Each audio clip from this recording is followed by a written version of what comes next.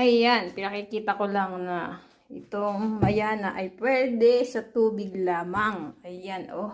Tubig lang yan. Napakalago. Kaya ibig sabihin, pwede po itong gawing flower base. Katulad po ng talbos ng kamote. Pwedeng pwede. Ayan po ang lusog ng bulaklak.